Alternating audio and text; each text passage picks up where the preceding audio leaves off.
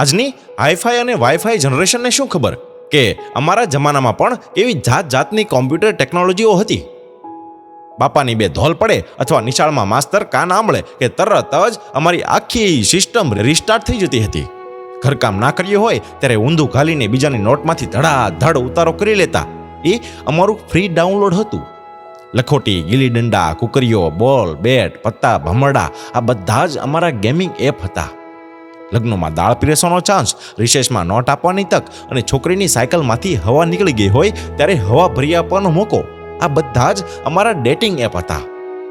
અને સ્કૂલ છૂટ્યા પછી પાછળની કમ્પાઉન્ડ હોલ, લગ્નમાં વાડીનો પાછળનો ભાગ, બજારમાં બરફના ગોળાની લારી અને સસ્તી રેસ્ટોરન્ટનો ફેમિલી રૂમ, આ બધા જ અમારા ચેટિંગ રૂમ હતા. Vividh Bharati, radio Ceylon, all India રેડિયોની ઉર્દુ સર્વિસ, આ બધા જ અમારા ઓનલાઈન લાઈવ મ્યુઝિક એપ હતા.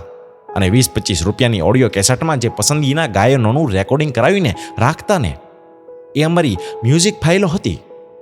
હીરો હિરોઈનના ફોટા, પિક્ચરની રંગની ફ્રેમો, લખોટીઓ, બિલ્લા આ બધી જ અમારી કેશલેસ કરન્સી હતી. અને જે છોકરો આપણી ફેવરિટ છોકરી ક્યાં રહે છે, બાપા શું કરે છે, ઘરમાં છોકરી એકલી ક્યારે હોય અને એનો ફોન નંબર શું છે, આ બધું જ શોધી લાવે ને તે અમારું ગૂગલ સર્ચ એન્જિન હતું. બોલો.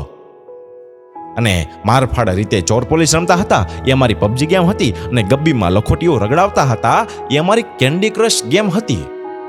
અને ફાઇનલી ફ્રી પીરિયડમાં કે શાળાના પ્રવાસમાં જે અંતકડી રમતા હતા ને એ અમારું ઇન્ડિયન આઈડિયલ હતું.